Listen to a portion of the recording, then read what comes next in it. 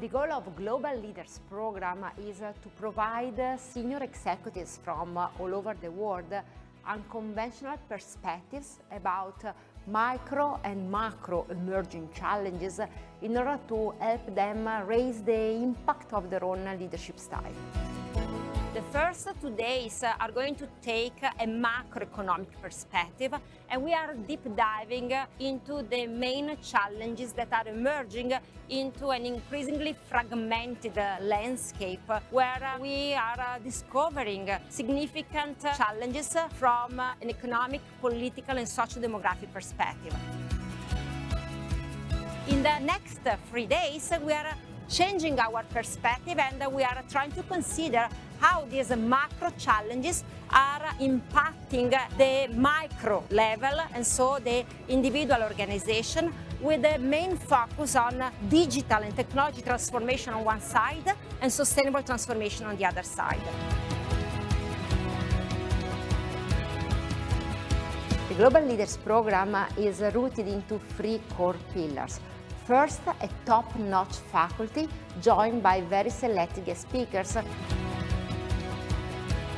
Second, very exclusive and one-of-a-kind experiences that are going to give our participants the chance to touch firsthand the best of Italian excellence. And third, a very multicultural group of peers that are coming from very different experiences and industries, but share the same passion for identifying new routes to navigate current emerging complexity.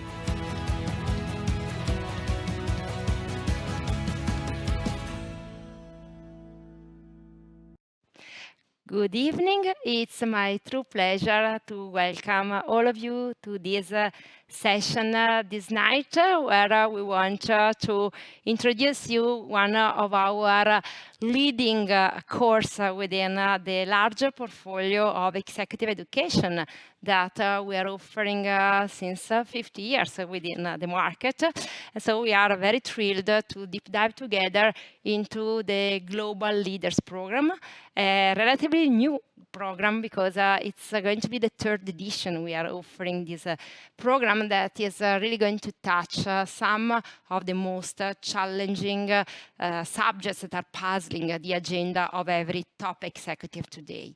So we are super pleased to have the opportunity to touch this night together some of the main topics that we are going then to deep dive in our next edition in June. But before talking about the structure of the course and have also the chance to listen to the words of one of past participants about the experience that we live in class, I'm truly thrilled and honored to introduce the guest speaker that we have this night to engage into a very lovely conversation about the new challenges that we are facing within the currently more and more innovative landscape. And I'm very honored to introduce this night our past rector, Professor Gianmario Verona, who has been the rector of Bocconi University between 2016 and 2022, who is a full professor within the Department of Management and Technology, who is currently also the president of Human Technopole. He was nominated president in 2022, but above all, he is one of the most prominent scholars into the field of innovation and technology, which are clearly the main pillars, or at least some of the most relevant pillars that we're going to touch and deeply understand together within our Global Leaders Program.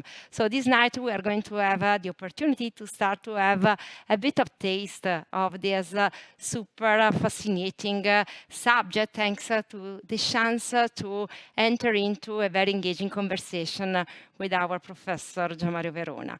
I'm going to take the freedom to break the ice a bit and raise some initial questions, but to immediately, let's say, set the tone of voice that we would love also to maintain throughout our Global Leaders Program. That is a kind of a trait that we love to explore in all the courses that we offer within our business school. We would love to make this session as interactive as possible. So we are going to be super pleased at the end of the first initial conversation to also raise question from you and have this unique chance to directly address a question to our colleague, Professor Gianmario Verona, this night.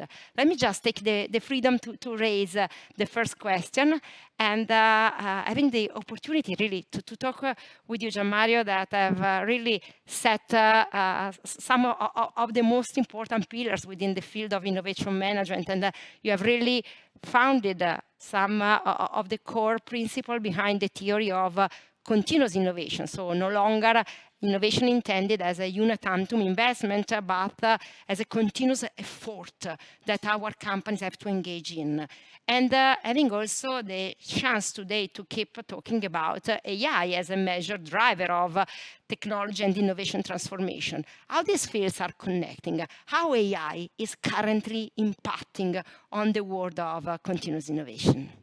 So hello, Emanuela. Hello, everyone. It is a real pleasure to be here tonight and to answer this very important question. So let me just say that we are living a special moment in terms of business opportunities and in terms of also paradigmatic change within the landscape of many industries, because as you mentioned, we have this new technology, which is artificial intelligence, which has really generated an important driver of disruption in many industries. And I personally believe that, and there are many data that already confirm this intuition, that this is really the climax of an industrial revolution that started now many years ago with the computing age, and so the opportunity to have these new machines that provide potential to create and make, of course, important calculation and elaboration autonomously without the brain of human people, but just with the support of technology. And this capacity in terms of productivity has dramatically changed in the last 50 years, because we know the engineering Moore's law, which has produced an increased number of bits every 18 months. And more recently, thanks to GPUs and thanks to companies like NVIDIA, it has also substantially changed the opportunity to make this type of transformation. Also, we are on the edge of the quantum computing era, which means essentially to have the opportunity to move away from bits, 0 and 1s, that transform our, let's say, communication signals into internet signals, and this will generate further opportunity in terms of productivity of calculus. This is the baseline, I would say, because then in the last 30 years, thanks to the internet wave, we've had also the opportunity to interact with the machine substantially, and so this has created an impressive amount of data across all the different sensors that now characterize the environment. So we have produced zillion of data that are today the fundamental inputs that these machines can use. So we have productive power, we have input material thanks to the information we have shared, and now in the last, this is something that goes back to at least 2010, but basically the mass of consumers and of citizens have got to know it starting from 2022 with the launch of ChatGPT. Essentially, we have also algorithms that can make prediction, and not only, but then can do also what we call generative AI. So they can basically work on this fantastic ocean of data, and that can elaborate and start transforming also the information. So basically, we have a sort of triangle. So we have productive capacity, we have data, and we have now machines that can elaborate this data. And so we have this incredible moment for business and for any entrepreneur. So the opportunity to use the machine and not simply as, let's say, a passive instruments to make decisions, but as a potential complement or a sort of companion in order to create ideas, to develop ideas, and to launch ideas. And so I believe that this is really something that, on the one hand, going back to your question, how this impacts continuity, will further the importance of innovation in the marketplace. And we are seeing in many sectors and in many organizations how innovation has become a core principle and a core activity that we have to focus on. And secondly, again, we have an impressive new instrument with which we can do things differently from the past. So more disruptions for sure, and more continuity in getting these disruptions. That's very interesting, but the immediate consideration that makes let's say, emerging, that makes coming up to my mind, is that there is a very disruptive at this point, but also in the portfolio of competencies that companies have to master. So how we have to deal with this kind of also cultural challenge, and how managers can make sure that they can really keep mastering a pretty redesign portfolio of tools that probably requires also very different skills compared to the past. So this is a very important question, because as a matter of fact, we know we have substantial literature in the field of management, which we call technology and innovation management theory, which basically has already demonstrated many years ago, starting from the 70s and specifically from the 80s and 90s, how radical innovations is a typical job that is done by startups and by entrepreneurs, because traditional organizations, which are big, which are large, which are characterized by routines and mechanisms that are very much rigid in terms of usage and in terms of functioning, are not well equipped in order to make important and radical innovation. Big organizations, and even I would say also organizations that are decently large from an European perspective, so companies that range from also 200, 300 millions above, are typically good in making incremental, more evolutionary innovation and not radical innovation.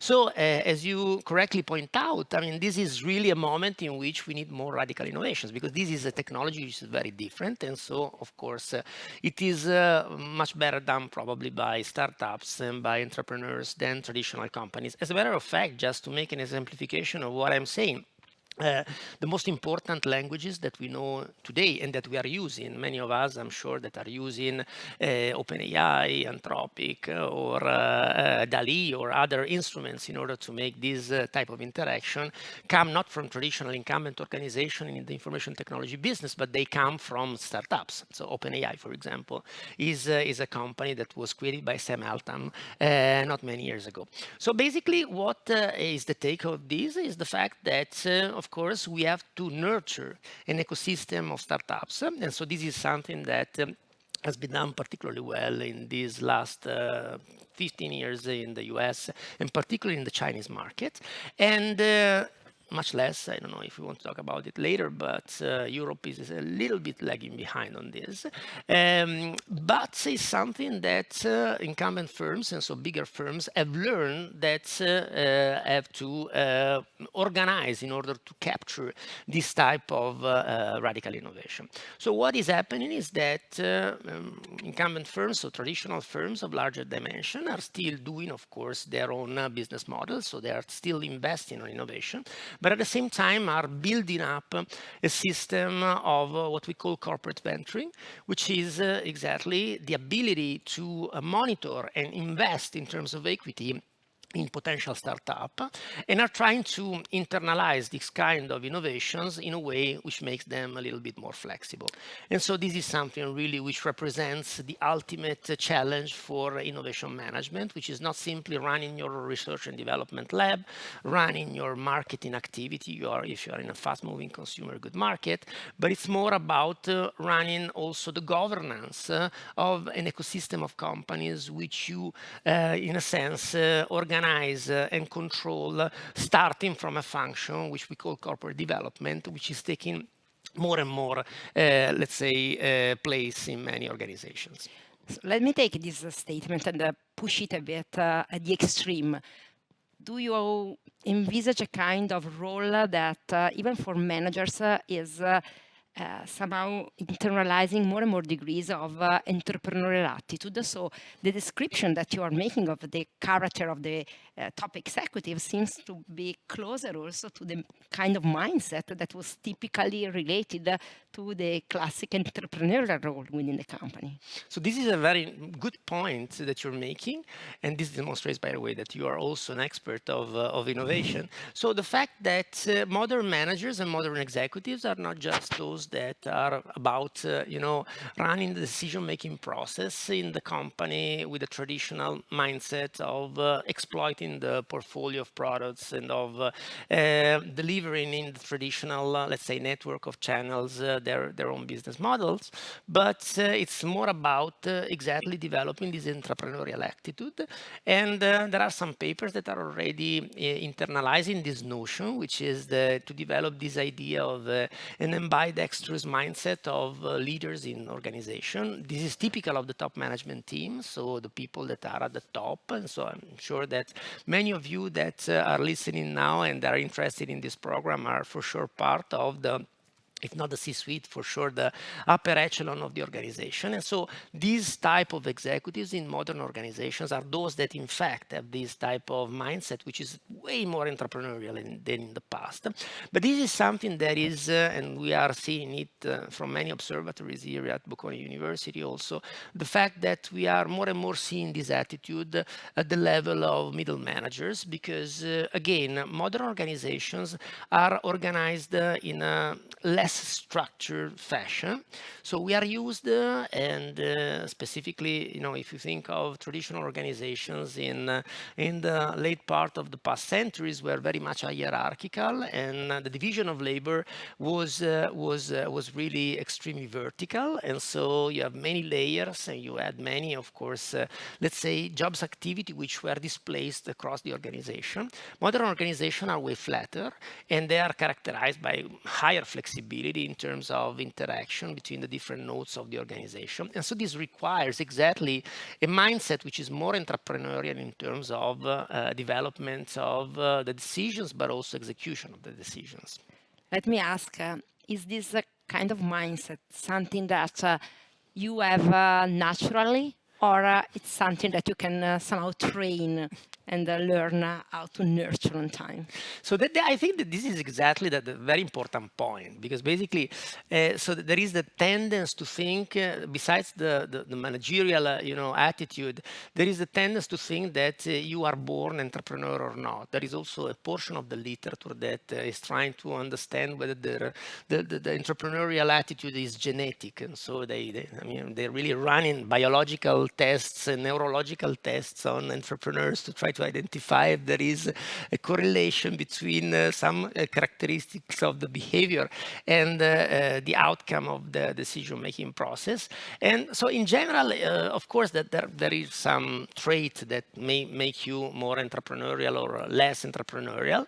But in general, what we learn from literature in entrepreneurship in the last 50 years is that you can become an entrepreneur if you are taught and if you are exposed to a context in which you can, in a sense, develop this type of attitude. And I personally think, of course, this is something that we are learning in these days. So we don't have scientific evidence on this yet about managers, but for sure, firms have to learn more about this entrepreneurial management execution activity that characterize them. And I think this is really the task of business schools. A modern business school like SDA Bocconi School of Management is really into this with programs like this one, but in general with a lot of departments that we are having at the university level and in the labs in the SDA School of Management, in which we are trying to really understand and deliver to our participants this new attitude, which is becoming key in most of the sectors in this day. So getting back to this kind of attitude that you refer to individual managers, but also broadly speaking to the companies that are characterizing the current landscape. And due to your extensive knowledge of the innovation field, according to a very longitudinal perspective, you are a leading scholar in this field since almost 30 years. So if you compare the current wave of innovation with previous technology-driven era of innovation, because we have already gone through the era of digital innovation, and then before we're even talking about ICTs. So we've gone through several waves of technology-driven innovation. Do you perceive that what's happening today as some kind of additional discontinuity, or it's just the next step of more let's say, continuous path? Well, that's a great question, because I think that many people are thinking that, AI has become a sort of bubble. And so there's a lot of saying within the financial market, particularly, that sooner or later there will be some kind of bubble in the financial market. I personally think that this is not a trend. It's not just something, it's for sure is very fashionable, because, if you see consulting practices, if you see the number of courses also offered by business schools in terms of AI, clearly, this is the name of the game, so it's something which is very trendy. But I personally believe that this is really like the wave of the internet back in the late 90s, because this is really a jump step in the next era, right? So this is really what we call in economics a general purpose technology. So it's a technology that really, is about everyone and every sector, like it was the computer, like it is the internet. This is really the next step. In fact, as I say, it's the algorithm that can be applied thanks to this greater capacity and this greater data that we have today. And this represents really the fifth, probably, industrial revolution. So we've had the steam engine, we've had electricity, we had computers, we have the internet, and now we have AI. And it's a jump step, because really the number of things we can do with these instruments are really amazing. And once we learn, and we are learning it in these days, right, how to implement it in the different sectors. I'm sure that many of you, particularly those that are fan of this topic, have seen the recent Las Vegas conference, in which we have seen the first applications in machines, in robotics. I mean, this is pretty amazing. And so basically, I'm sure that this will generate for sure substantial steps. And substantial steps, sorry. And so this is something that we are seeing already in many sectors. And so this will be something that we have to handle carefully. And I personally believe, if I can make also a note, which is not very positive, so that the tragedy we're seeing in these days in the world, and so the complexity, so the number of declared wars, and also in the fight which is around different states, and the fact that geopolitics has become again an important topic in the media and in real life, unfortunately, is really related to this, because we learn also from economic history that whenever there is a change, a structural change in the value of resources, there are also problems in the way we try to, of course, control them, and we try to use them. And so all this attention to the rare earths, this attention to, again, to cybersecurity and these kind of things is, in my view, also the fundamental, let's say, confirmation that we are really living a jump step in terms of paradigm. And so we are really living, the beginning of a new era in which there might be a bubble. I can like to say also to participants in class, when they tell me, oh, there will be a bubble, probably there will be a bubble. There was an internet bubble. There was a big internet bubble in the year 2000. This didn't mean that then we had the big techs, right? So we have Amazon, we have Facebook, we have Google after the bubble.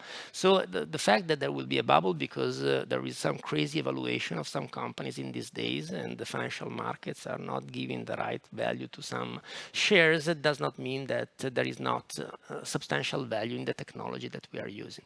So I really believe that what we have seen in the last 30 years with the internet is something that we are seeing these days with the AI. So the past is a good predictor of the future, and the kind of step that will make a change in these days is something very similar. That's very interesting, and brings me to raise a question more closely related to the new role that you are covering since 3 years as president of Human Technopole, which is clearly a leading institute in life science research. The mission, if I properly describe it, has to do with conducting pioneering research in order to support the development of health and well-being of people. So it's really leading research that is cross-cutting science and technology. how this kind of combination between science and technology is getting today more and more important, generally speaking, and how both institutions and companies can learn to better rely on this unique blend to push their own innovation efforts to the next level. So thanks for asking, because this is something particularly important, because in fact we are talking a lot about AI, but what happened in the last 30 years is that we have had an immense and profound also developmental change in technologies that are not so generalistic like AI, but are particularly important.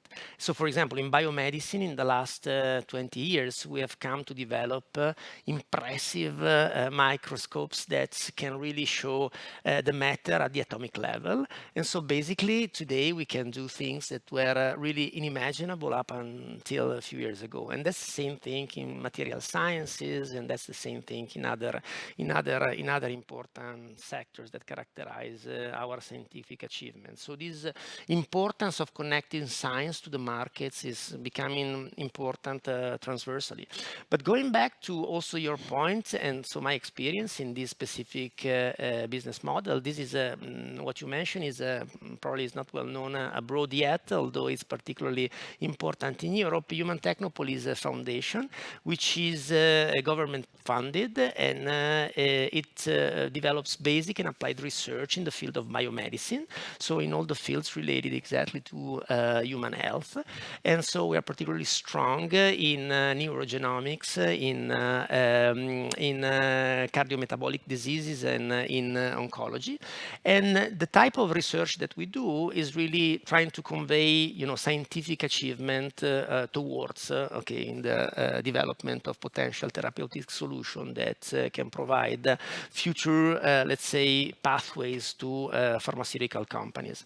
And again, going back to what we have said so far in this short talk, AI has provided an impressive boost of these potential discoveries, because basically in the last 5 to 10 years, thanks to the implementation of artificial intelligence models that are, again, algorithmics that are predictive, and now in the last couple of years also generative, we can really try to make, for example, diagnostics way more productive and efficient, right?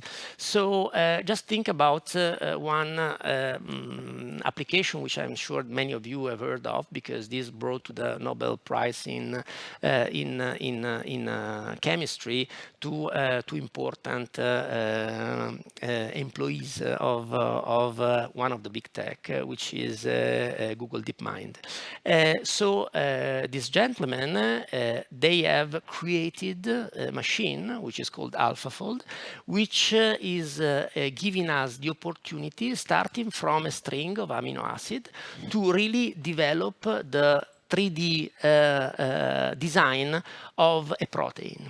Now, this activity done by human beings would take not hours, not days, but months. And so this is something that you can do in about 24, 48 hours, starting from a string of amino acid. So these guys have, of course, got the Nobel Prize. Interestingly, for the first time, the Nobel Prize has been given not only to a private institution, but to two guys that are not chemists, but computer scientists. And this was the Nobel Prize in chemistry. And a product like AlphaFold is transforming the way we do computational biology. So the way we try to understand the patterns of, again, proteins, of all the, let's say, molecules in the first phase, in the upstream phase of the development of a drug. So the one in which you are trying to simply see how the proteins and the cells interact among each other in order to come up with a specific solution, is something which is done with the speed and with the precision that could not be done with the human eye, right? And just to make an exemplification, so one of my core scientists in this venture, 6 months ago, together with a team of Oxford University, they developed an important paper in Science, in Cell, which is one of the leading, of course, journal in the field of medicine, in which they discovered a biomarker, which is a predictive biomarker for prostate cancer in teenagers. And so if you got that biomarker, you can have a prediction that probably, unfortunately, in life you can get some important problems. And so this is something that it's amazing because this is done primarily through the usage of algorithms supported by human beings. So this is a great example to see how you can do things with the AI that are incommensurable with the past. And particularly if there is the good brains together with the machines, we can do something which is very good for innovation. It's so fascinating to listen to your word, honestly. And what you are saying reminds to me something that I remember you were already believing in a few years ago, because I remember we already talked about in the past the role of, let's say, human digital enterprise. So even with the first wave of digital technology, you were believing in the importance of creating a marriage between the digital opportunity, but also the human role. And what you're saying now seems to me to still make this kind of a marriage very valuable today. So AI is not replacing, but is enhancing what the human brain can do by itself. And in innovation, this becomes even more important. Absolutely, 100% agree. So before we just had data, and this was already, decision making is about having the right information, right? And so using rationale to implement and take the right decision. Now we also have a machine that can help you out in taking the right decision and making different scenarios and getting to the point effectively. And so again, this is bingo in terms of the opportunities that we can get. Super interesting. I see that some questions are already starting to come from the public. I just would like to launch a last provocation before getting the question from our participants connected this night at home.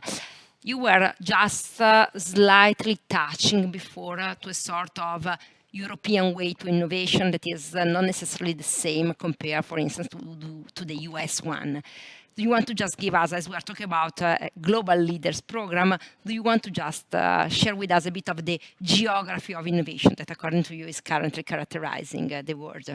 So basically, US, when we talk about technological innovation specifically, US is always having a primate in terms of number of products and number of solutions. And in the last 20 years, what we have seen is that in the Asian markets, countries like Japan have drastically reduced their ability in coming up with important radical innovations. They have become more, attentive to mature technologies, while countries like China have decided to heavily invest in this, fourth industrial revolution, and they have not only developed their own big techs, but they have come up with important scientific achievements in many different sectors. And Europe is really in between, because particularly in the field of information technology, we don't think of any giants in the European arena. We are seeing a lot of interesting technological development in different states across Europe, and one element that's for sure characterized this next wave of technological innovation is probably for European leaders to try to coordinate better than what they have done in the last 30 years, because what we know and what we are realizing more and more is that the quality of the investment and let's say the weight of the investment has become particularly relevant, and so scale is an important recipe to get the things and the solution right. And so it's coordination, is an orchestration of investment is particularly important. And in Europe we have a number of reports that remark this point to European leaders, starting from Professor Draghi report that has become particularly important and that was asked by the European Commission. And I believe that, of course, policymakers are paying a lot of attention to this, because they are realizing how it is important to really try to step up and to accelerate the process of technological change also from the European side. And probably what you're saying, honestly, extends beyond innovation as a principle, and the need for coordination in this special moment clearly seems to cross-cut many different aspects of society and the macro political, let's say, landscape overall. So at this point, I don't want to take further time, and I would like to start also collecting a few questions from our participants. I invite again everyone, if you want to raise any question to Professor Verona, feel free to simply type it into the keyboard, and we're going to immediately pick up your input. First question that we got, Gian Mario, refers to something that you didn't mention, but our participants, of course, already noticed that you have just published a very new book with a very sexy title, Einstein Home. And so the provocative question that we're getting from one of our participants is what Einstein could teach us today about innovation. Is there something that we can learn from Einstein? Thank you for the question. Thanks for asking. So unfortunately, this book is at this stage is only in Italian, and I think that Einstein is a peculiar, let's say, figure that not only is well known by everyone, but it represents perfectly the importance of achievement in the science of the 20th century. And more important is the master of the theory of general and specific relativity, which has really transformed our understanding of the world. And so this is a book really of a lot of anecdotes that characterize modern entrepreneurship and also past entrepreneurship in Europe.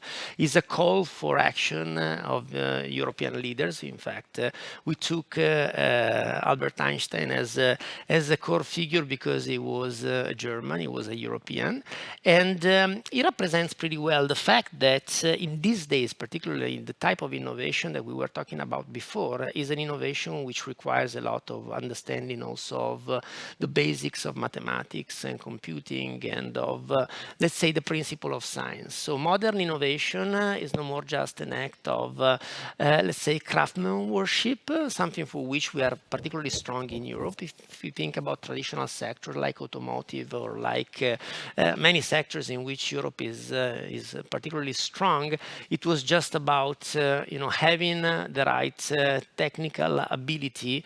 In these days, is about combining the two things. I think that the auto market is probably the best one to represent this step change. So to develop an auto today, you don't need simply, of course, the mechanical part, but you need to develop a computer, basically, because a modern car is basically a computer with 4 wheels.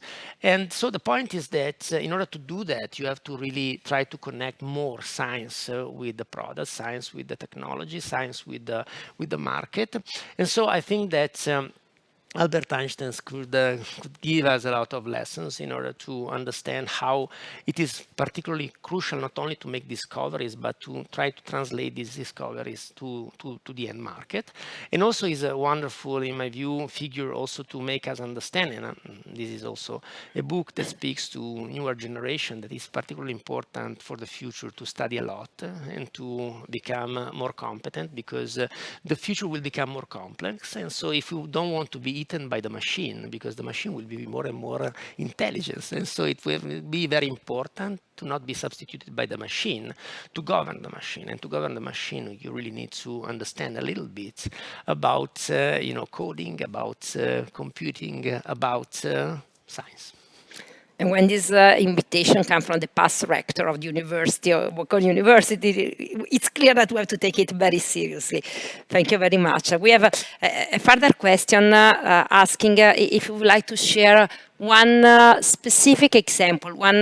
Probably you have several cases that can be quoted for different nuances, but is there any case of innovation that you consider especially relevant as a sort of a benchmark, an innovation experience that you have learned from in a significant way? Well, we spoke already about biomedicine, so let me mention something which is taken by a friend of ours, who is Professor Karim Lakhani of Harvard, that I consider one of the best recent example in a service which is very important in Europe, which is actually all over the world, which is the financial services. Actually, speaking about how important Europe is, you know, banks, I don't know if you know it, but they were born in Europe, and specifically they were born in Siena, in Italy, now more than 600 years ago. Now, 700 years ago, by the way, 13,070 something. So basically, this is the incredible business model done by a Chinese organization, which is called Alipay. Alipay is the digital payment service that has been introduced by Alibaba. Alibaba, as you may know, is one of the big tech, is the competitor of Amazon in the Chinese market, one of the biggest big tech there is in the market. And so basically, this Alipay is a digital payment system which has a business model which is very peculiar. They call it 310. And so what is 310? Basically, essentially, number 3 represents the minutes that a customer takes to interact with the system and to mention the problem. 1 is the minutes that takes the system to give you an answer. And 0 is the fact that there is no human interaction, but only technology interaction. So it's called 310, right? And Alipay is a company of about 12,000 employees. And given the characteristic of the Chinese market, which is very peculiar, it serves basically 1,400,000,000 customers. Wow. And so, this is the kind of thing that makes you think that with algorithm and with, artificial intelligence, you can, of course, make the interaction extremely, sophisticated, efficient, and extremely flexible. And of course, the side joke that comes from this, given our interaction with financial, industry sector before this advent of AI, is that in fact you take, 3 months to interact with the system, 1 month to receive an answer, and you have 0, of course, technology interaction. And so, jokes apart, I think this is the quintessential representation of the kind of things that you can do by implementing technology in the right way and making system more efficient, but also more effective. Thank you very much. We could keep getting your questions. I think, unfortunately, we have time just for a quick, very last one. In this era that you are describing, is crowdsourcing and open innovation getting more or less important? Well, I believe that they are becoming super important because basically, again, we are now about ecosystems. Ecosystem by definition are about open innovation and crowd, funding and implementing innovation. So I believe this is something that will be more and more distributed. So as much as the internet has been a technology that has disintermediated a lot of processes, AI will further. AI is, the word is that is an agentic technology. So agentic technology will disintermediate further a lot of activities. I'm sure that many of you now, when they Google or they interact with their Siri, Alexa, or whatever, they are already finding agentic solutions which are developed behind that, right? And so this means that the openness and the let's say ability of having these different multi-scale and system points of interaction will increase substantially. Probably the difference with the kind of open innovation that we thought up until 3 years ago will be that some of these agentic activity will be technological and not human. And so this is probably the element of difference with the past, but the openness will for sure increase. Super fascinating. I think we could keep talking for many more hours about this super innovative topic that has such a strong relevance for the life of all our companies. And for sure, we will have much more time to deep dive into this subject in July, when we are going to have our classes together with Professor Gianmario Verona within our Global Leaders Program. Thank you so much for being with us this night. Thank you very much. Thank you for having me. Thanks a lot. And now it's my pleasure to leave the stage to someone who can directly talk about the content of our Global Leaders Program, because she had the opportunity to experience it firsthand. So before describing the program in detail and entering a bit more into the agenda and into the key pillar of these programs that really wants to blend together top-notch professors dealing with very, let's say, intensively driven by research topics, together with a strong experience that we want to have the opportunity to really touch first and by the chance to also integrate the activities that we're going to have in class with many activities that we're going to experience in some of the best sides of Italian excellence. I would love to leave the stage to Caterina Gonzalez, that was sitting in our Global Leaders Program few months ago. She was taking the last edition in July, and she can share a bit of her own experience with the program. Caterina is Executive Director Communications with over 20 years of experience at Novartis. So we are very grateful, Caterina, for connecting with us this night. And I would really love to listen from your own words about your experience with the Global Leaders Program. So if you want to share a bit about the drivers that push you to enroll, to apply to this program, and what you still, let's say, remember today as some of the best moments of experience that you had in our class a few months ago. Thank you so much for being here with us tonight. Thank you. Thanks for inviting me. Buonasera. Good afternoon, everyone. And nice to see you again, Emanuela. Yeah, I think right about this time last year, I was really thinking about my own professional development. I'm currently in a career transition, so I was really looking for something that's slightly different to what I'm used to. I come from the pharmaceutical industry. As Emanuela shared, I have more than 20 years in pharma. So I've done many leadership programs in my own industry, and I was really looking for something that was different. And I think what drew me to the Bocconi program was exactly, the fact that it's colleagues from very different industries, right? In my cohort, we had, finance, we had insurance, we had chefs. So we had someone from Ferrari. So a very, very different mix of people. That nevertheless, are senior people, senior executives, but that could offer very different perspectives to these issues that we all face. So that was one driver. And then I think the second piece was, after having sat in exactly the same session this time last year, I think what kind of was the final piece that kind of convinced me that this was the right program was actually this approach of macro and micro. So these big trends that also Professor Verona was mentioning, AI, the geopolitics, migration, climate, all these big topics that we're all faced with in our day-to-day. But then, so zooming out to these very big topics, but then zooming into actually what does that really mean tangibly for business and day-to-day, and how can I take some practical learnings and challenge myself to think a little bit differently. Interesting to hear, Caterina.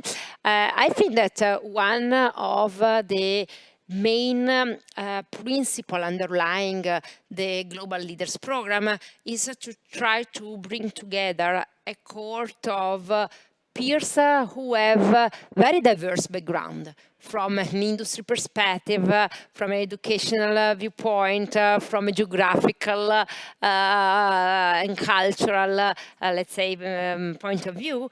I mean, it's a very diverse cohort of people, but still a very selected group of peers that somehow are sharing similar puzzling questions in their own daily business life.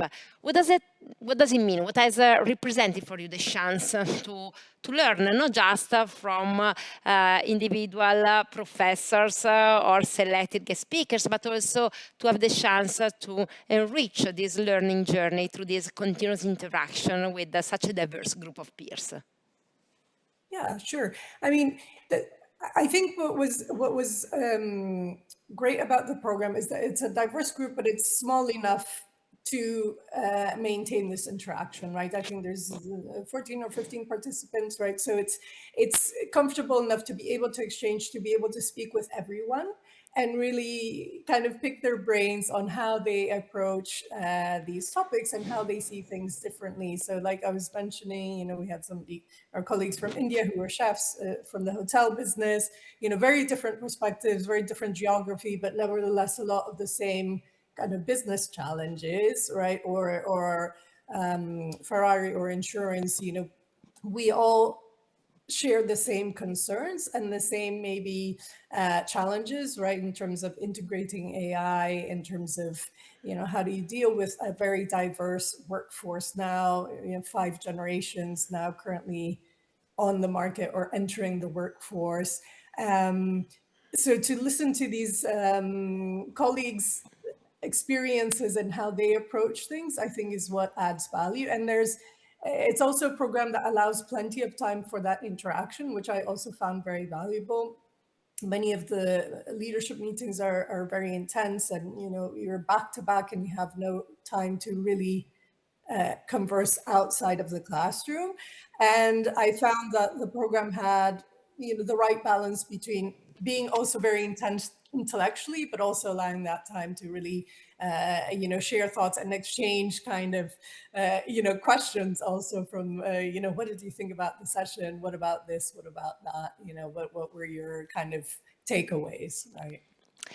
Thank you, Caterina. I think that you are mentioning the intensity of the program, which has also somehow related to the fact that the learning journey extends also outside the traditional class environment.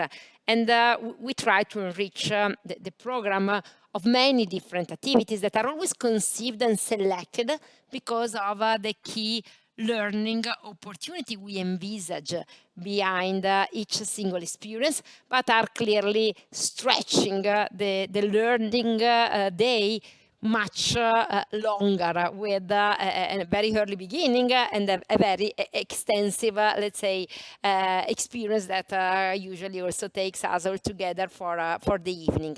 Is there any particular experience that we had outside our classes that was especially, let's say, reminding not just into your mind, but also into your heart? And to what extent you believe that this experience could have really left somehow a key learning on top of the pleasant, let's say, emotional moment? Yeah, no, I really enjoyed, I must say, the after class program, both the class and the after class program. I think maybe the interesting, so a couple of pieces I enjoyed particularly. I think this experience of the Italian culture and what we can learn from the Scala Theater or the Duomo, what the approach was and what the thinking was of the setup of the theater, what the challenges are that they're facing now, how do they accommodate for all these very big productions that are really one after the other, and how they maintain kind of the authenticity of the Scala Theater and its history while embracing things like technology, right? And really kind of state-of-the-art stage mechanics. I think it was a very fascinating kind of experience to see that. Without giving maybe too much away about the program, I think also the visit to the Ferrari factory was absolutely amazing for me. I think aside from obviously, you know, the luxury of Ferrari. I think what surprised me was, again, their approach to the factory, to the state-of-the-art technology in the manufacturing, to the training of their workforce. I think what you can take from the outside the classroom program is really the practical of how all these very different you know, venues are really embracing many of the challenges that we also face in our day-to-day business. So I think that was you know, valuable to see, and also something that makes the program different, because you don't get that in many of the programs. It tends to be very classroom focused learning, but you don't really get to have that interaction with kind of the real world experience and application. Thank you so much, Caterina. I really appreciate what you are sharing. I mean, SDA Bocconi School of Management is a top school worldwide, but I think that we also have the privilege to be located in Italy, and it's well renewed that everyone still recognizes something into the idea of Italian excellence, and the two experiences out of the many we live together that you are mentioning, I think, are interesting cases of special, let's say, moments and special institutions, not just companies, where you can really blend this kind of unique learning opportunity with a sort of first and unique environment, because if I think about La Scala Theatre that you were mentioning before, going into the backstage of La Scala, I think represents a very unique way to learn about managing complexity. And it was, I think we share the same memory, Caterina. It was kind of impressive that we entered there and that we were sitting in the theater for a few minutes of conversation with our guides, and the stage was empty. And by the time we jump into the backstage and we saw that level of very unique technology that is again driving the chance to play with many different scenes also within the theater, I mean, we came back in the main room, and an entire incredible scene was built with an amount of people that were working together that really requires to be able to manage just in time, let's say, approach and attention to every single detail. And this was, I think, an interesting way to talk about managing complexity from a different angle. And similarly, other experience that you were mentioning related to our visit to the factory of Ferrari was a unique way to discover how you can really blend together heritage and innovation, how you can really maintain a huge attention to some craftsmanship skills, but at the same time take advantage of the newest and most sophisticated technology-driven opportunities. And I think it's a nice way, when we talk about technology transformation, it's a nice way to see how you can really put in practice in the best possible way this kind of challenge in one of the leading companies that are truly raising such a huge emotional also reaction in all our participants. So thank you for picking up these two experiences that we mainly related, the first to the macro challenges that we're facing, and the second to the micro ones, but that are really giving different perspectives about kind of unique flavor that we want to give to our Global Leaders program by combining the best professors and selected guest speakers in class with the best experience that we can live in the surrounding of the campus and the Milanese area. So thank you so much for sharing your unique perspective.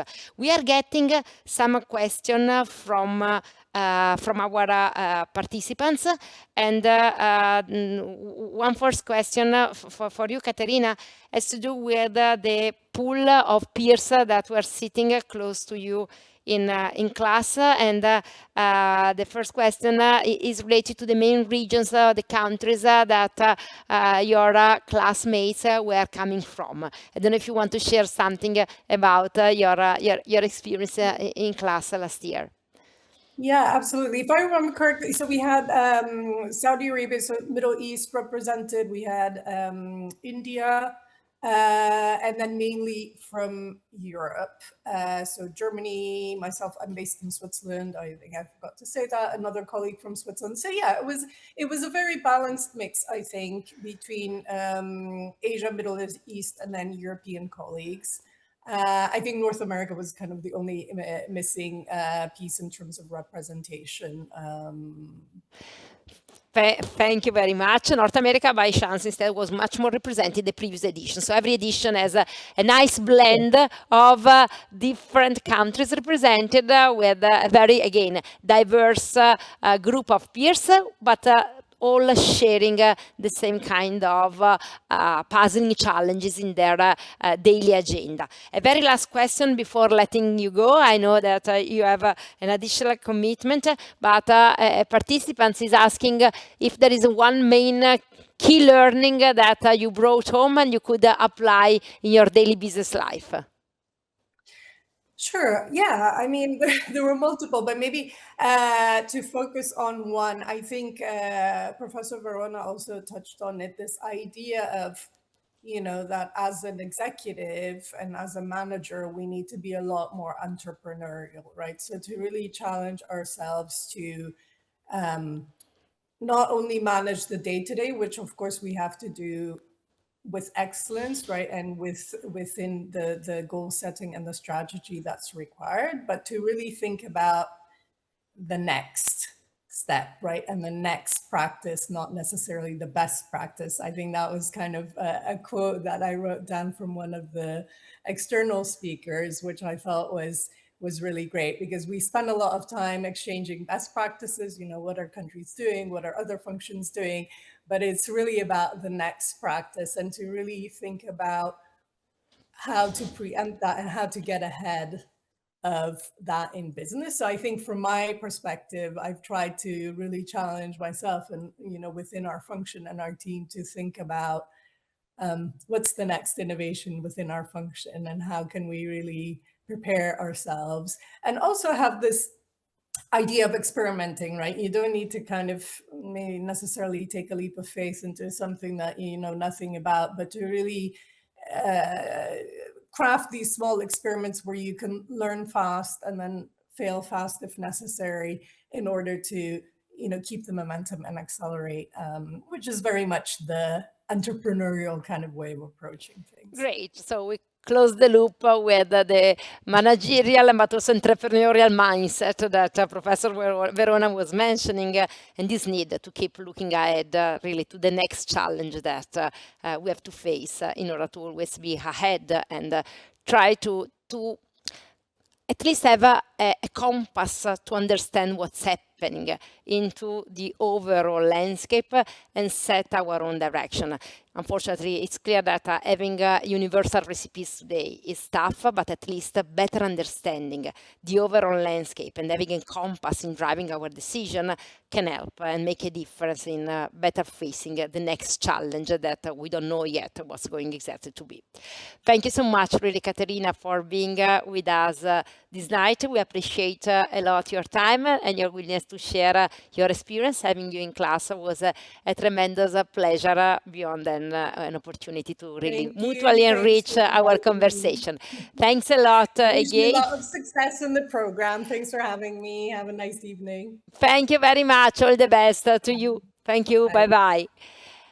And let us now jump to the last part of our session this night. I would like to invite closer to me Ms. Olesia Chumas, manager from our business development team.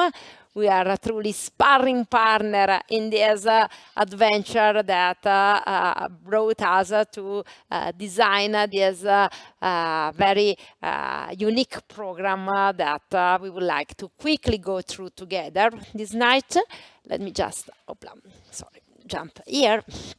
And we would like to spend the last 15 minutes just quickly going through the overall rationale of the program, give you just a bit of insights about the structure and the key principles that have inspired us in designing this program, and also a few details about the enrollment process and what you can do if you want to get additional information about the next edition of our Global Leaders Program. The core idea, as we already mentioned many times, is really to try to have a chance to better develop together a compass to navigate this very challenging landscape that is clearly keeping changing at a more and more rapid pace, with implications that are really cross-cutting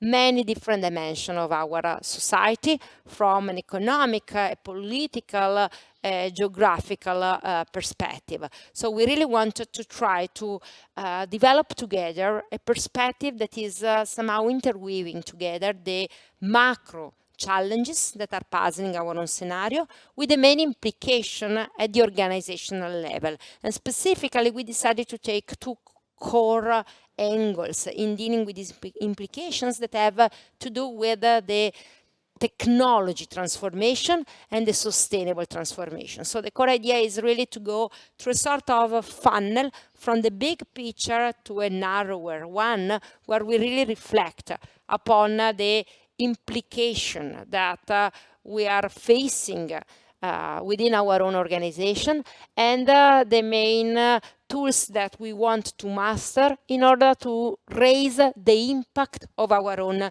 leadership style. This is the main goal that we wanted to pursue through this very intense one-week program.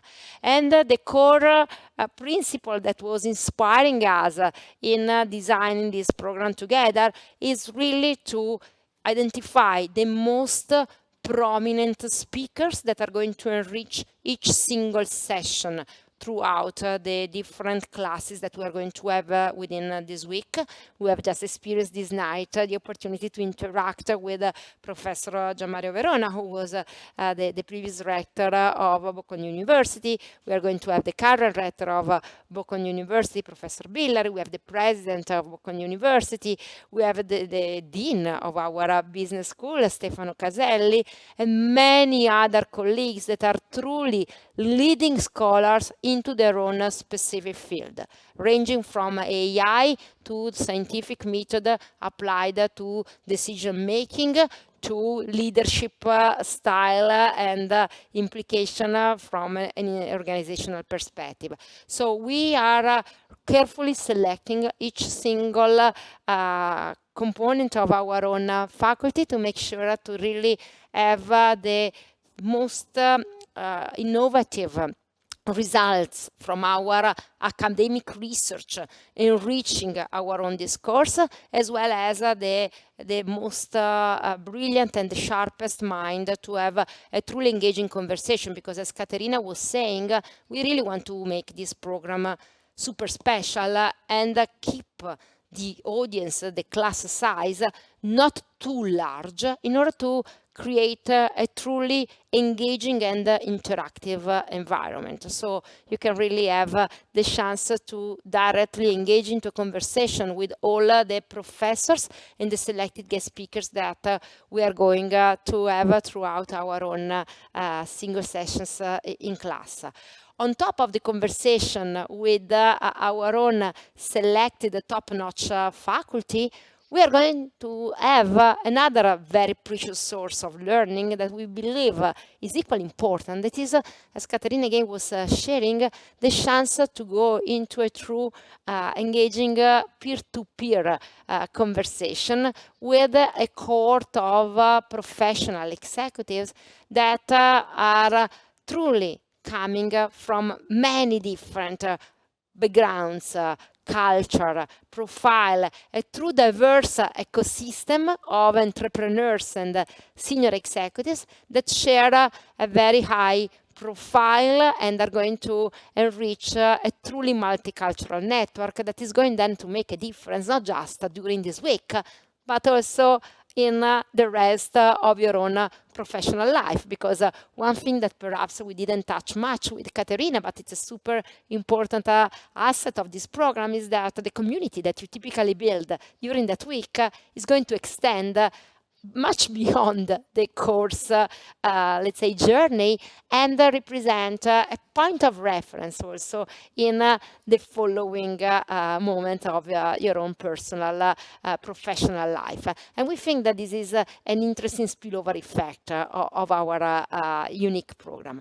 And finally, last but not least, a third key pillar of our program has to do, as we said before, with the chance to really be embedded for 1 week into Italian excellence, to immerse and touch firsthand the unique cultural environment that underlines our own unique country, and have the chance to really experience the best from the world of art, fashion, culture, design, in order to touch firsthand, let me say, what does it mean to put in place an excellent value proposition. And we want to take advantage of the fact that SDA Bocconi campus is located in Milan, and really have as many experiences as possible, directly enriching our own learning journey.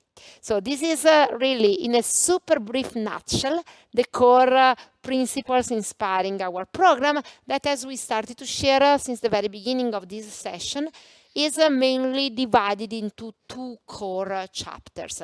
We start with a focus on the macroeconomic scenarios that are characterizing the current landscape, and then we are going to enter into the main implication in terms of crucial organizational challenges at a more, let me say, micro level of analysis.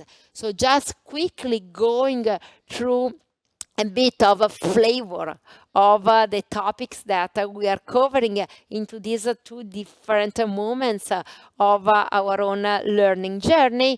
In the first part of the week, the first 2 days are devoted to topics such as geopolitical resilience amid a fragmented global order, that is directly covered with a very special conversation with our former Prime Minister Mario Monti. So it's really a unique chance to have the opportunity to enter into a conversation that I think you can't forget for the rest of your life. And then we talk about the policy implication of demographic transformation with our rector, Professor Francesco Billari. But also in this case, in order to really have the chance to develop a very peculiar angle about each single topic that we want to cover together, because the main principle behind the entire week is entering each single subject from an unconventional perspective.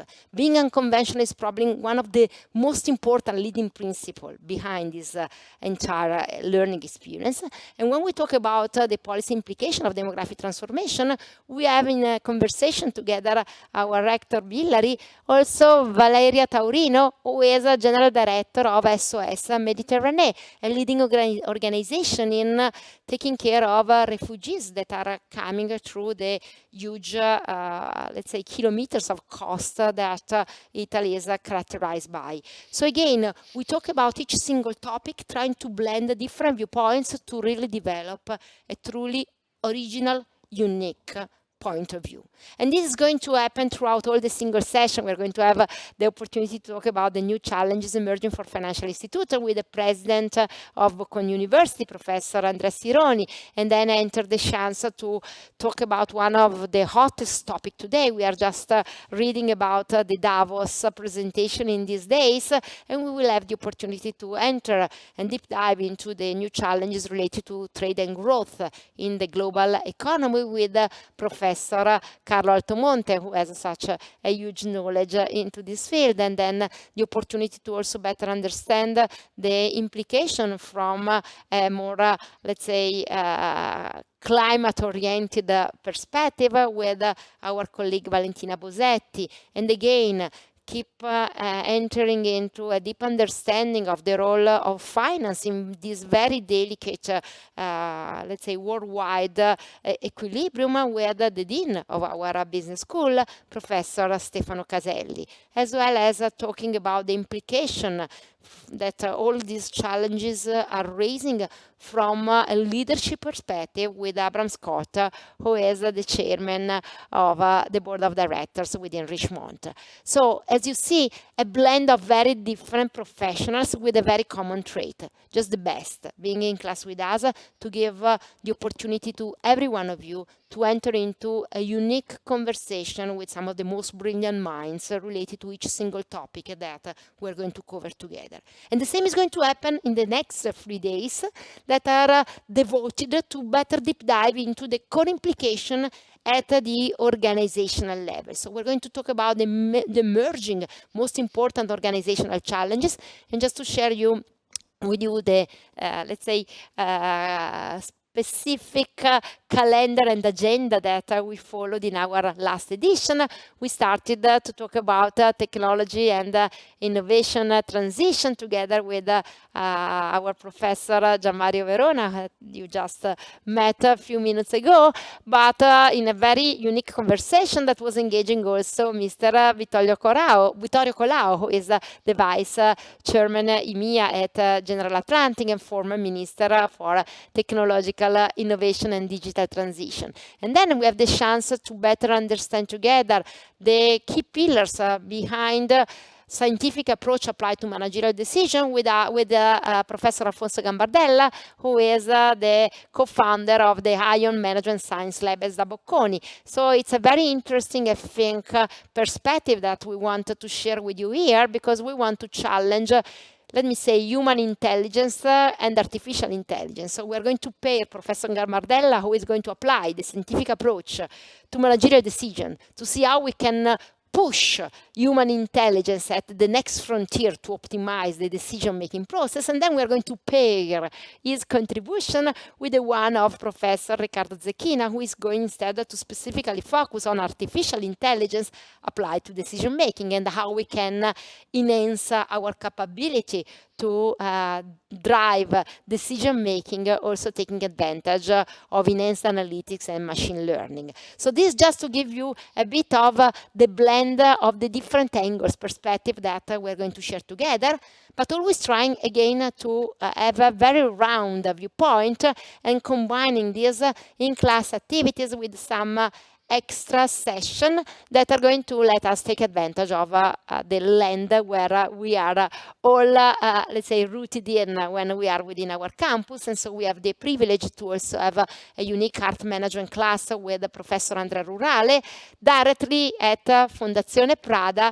together with Chiara Costa, who is the curator of the entire exhibition within Fondazione Prada, which is one of the leading museums in Milan, especially talking about contemporary art, and strictly related to the Prada Foundation, and so the Prada Group, that is again one of the most excellent example of luxury, fashion and design within our country. So this tells you again about a bit about the blend that we want to guarantee in every single session in class.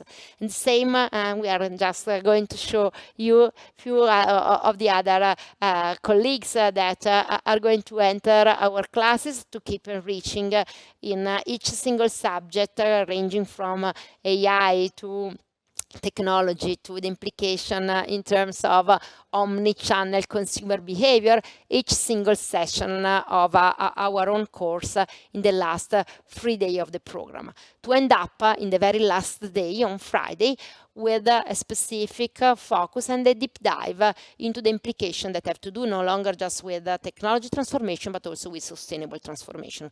We know that sustainability in this moment seems to be a bit less sexy topic, but we believe that notwithstanding what is the current, let us say, focus in terms of political and global institutional attention, we know how it keeps representing a major challenge for every company and for the entire planet. And for this reason, we have an entire day devoted to the issue related to sustainability, both from, let me say, the environmental perspective, but also the social perspective. And so taking full advantage of the ESG acronyms, we want to have both the voices equally represented. And we have just the best scholar in our business school that are going to alternate on stage and bring their unique perspective, including Stefano Pogoz, who is the director of our full-time MBA program and professor of practice in corporate sustainability with a focus on research in sustainability since a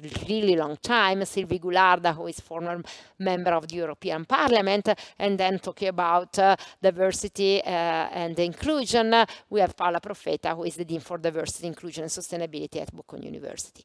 This is just to give you a bit a flavor of the different professors that you're going to meet in class, and just a few of the guest speakers that you will have the opportunity to encounter and to engage into a conversation with. On top of the very engaging classes, as we said before, very interactive with a very strong focus on the opportunity to co-create knowledge together, we also want, as we said before, to transform Italian excellence into a learning experience per se.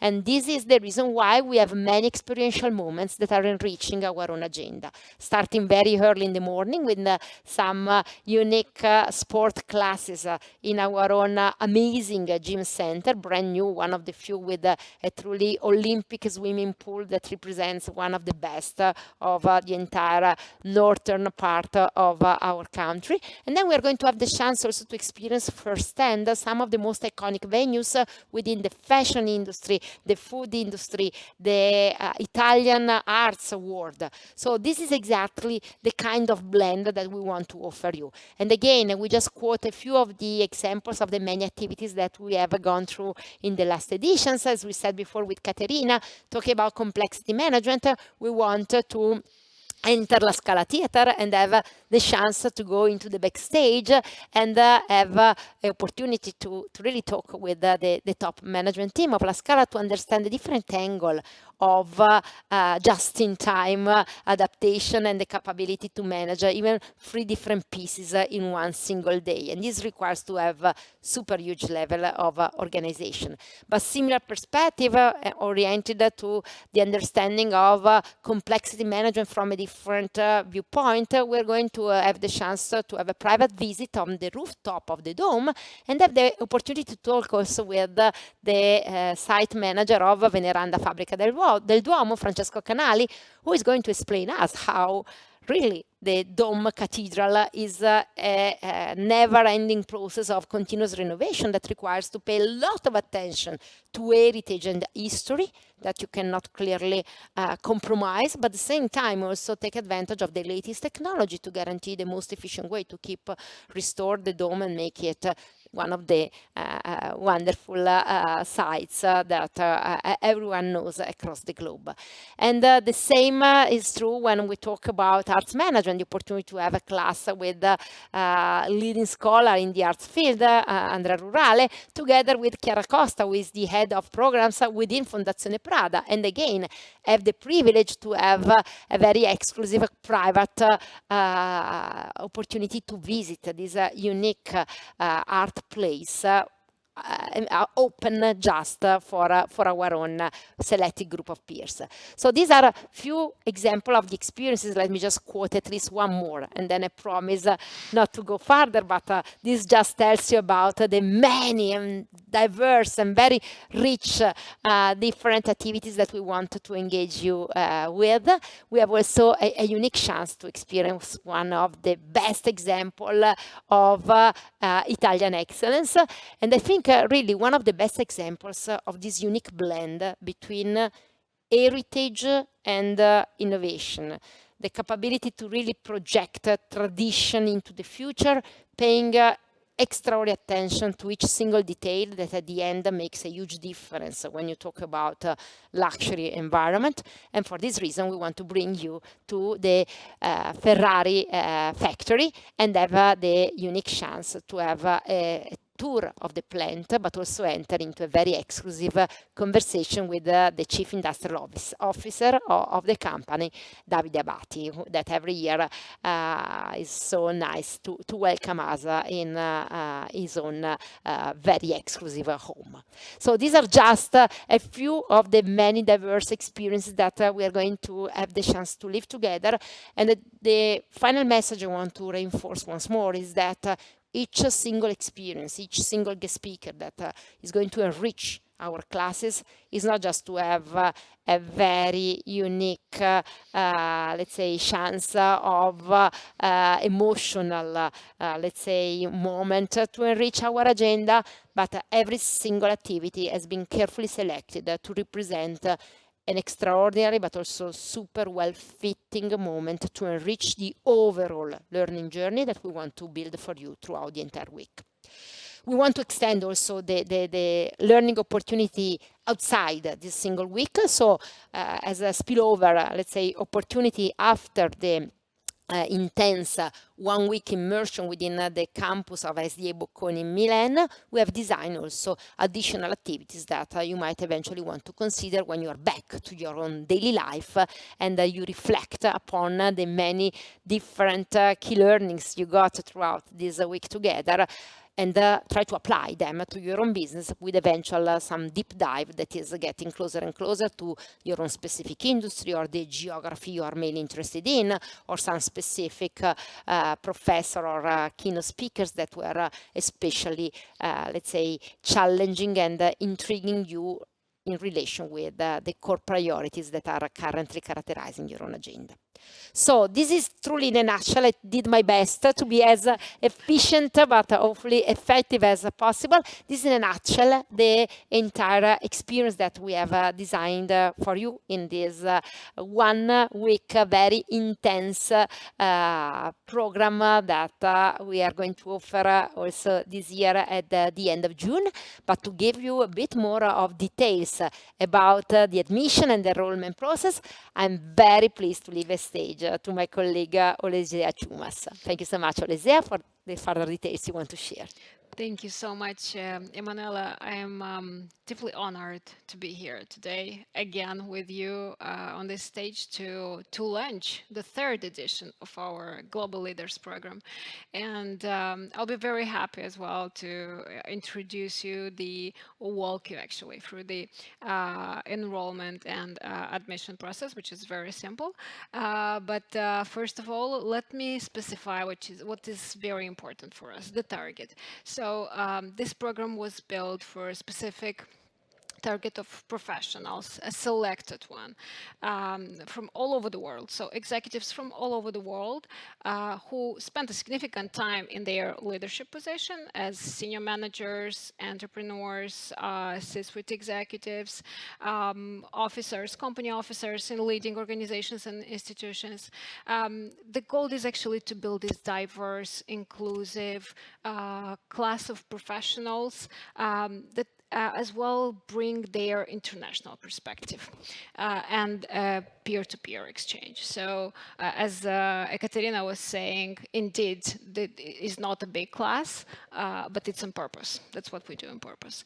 The program will be delivered at the end of June, from 28th of June, and will be delivered here in our campus in SDA Bocconi School of Management. For many of you that probably you don't know, we are positioned by Financial Times as the most sustainable campus in the world. So #1, and we're really proud of that. For this reason, every time I have the opportunity, I mention that, because we are on top, and it's correct to share what is where we are today. So let me briefly walk you through this very simple admission and enrollment process. Usually from the beginning we suggest to set up a conference call with the program advisor, in this case with me, just to understand better your learning goals. We go deep dive into the program agenda and just to ensure a mutual fit of the course. For this reason, we may ask to share a CV or a LinkedIn profile where you emphasize your professional role, your leadership aspiration, of course, just to understand also your career achievements and how we can align as well this class. After that, we suggest to apply directly on our webpage. So we have a webpage of the course where probably many of you already enrolled for this webinar. The form gathers some simple questions like name, surname, company details for billing references, and after that there will come a confirmation email from the organization team with all the information regarding program details, agenda, the credentials to access the campus, and of course all the logistic arrangements. From there, let me, from this simple process, I think it's very important also to specify that there is a team of professionals on the back that are working to deliver this amazing experience. And let me introduce you here as well the program organization team. Marta Romiti and Martina Cambareri will be basically the main point of contact for all the logistics and all the information you may need during the program, and of course me, I'll be your point of reference from the beginning to the end, but as well after, I would say, because what you mentioned, Emanuela, is very important also to say here that we are building this community of alumni global leaders program, which is increasing every year, and at the end of this program you will enter this community, which today is present in more than 135 countries in the world. It's really a huge community. They're super active. Probably since I heard like from different communities, from different universities, many say that Bocconi alumni are one of the most active communities in all over the world. So I think it's definitely very interesting to be part of this alumni community, so enlarge your network and to attend also different events that the community is organizing. So take the chance for that. Amazing. I know, Lesia, that we are running almost out of time, but there are a couple of questions out of those that are coming from home. I would like to address you. One participant is asking when is the enrollment deadline? Yeah, we suggest to complete the enrollment process at least 2 weeks before the program starts. If you can do it 1 month before, that's awesome, fantastic. Also because we consider the profiles of the participants, the background, the sectors you come from, to select some cases and incidents that we do during our program. So yeah, I would say that the deadline would be 20 days, but we suggest at least 1 month also because like this you can program and book your agenda in advance. And this question, I think, is somehow related to the next one that we read. Someone is asking about the number of participants that are going to make up the Global Leaders Program class of 2026. As we said at the beginning, we don't want to have a too large cohort. Indeed. Because we want to maintain this conversational tone of voice. Exactly. And many of the experiences that we're going to, let's say, touch firsthand are really conceived to be super exclusive, so not for a large group of participants. So we might say around 15 people is somehow the class that we envisage ideally. And for this reason, I would warmly invite you to take into consideration what Olesia was saying. If you can enroll once you have made your decision, if you can avoid to wait too long and enroll a bit earlier than the close deadline, this ensures you the chance to be let's say, admitted to this edition. Otherwise, Indeed. it has happened in the past that someone has been postponed to a following edition. I know, by the way, Emanuela, there are some participants with whom already I had the opportunity to speak, and they were waiting for this webinar. Probably they are watching us right now. Many of them already booked their agendas. Someone already bought the ticket to join here, Milan, from other countries, which is fantastic. But yes, indeed, I completely agree with you. We don't, it's on purpose. We don't want to have a big class, just to give you the opportunity to interact more in a private way with our faculty and with the guest speakers. Absolutely, and we do believe that this is what's making more special this program. There's an opportunity to really interact with the amazing leaders that we have just shared with you, and directly address them your main questions, and so have the opportunity to really have a very high level of personal attention. So I would say that this personal touch is a key pillar within our Leaders program. We are waiting for you at Global Leaders Program here in SDA Bocconi.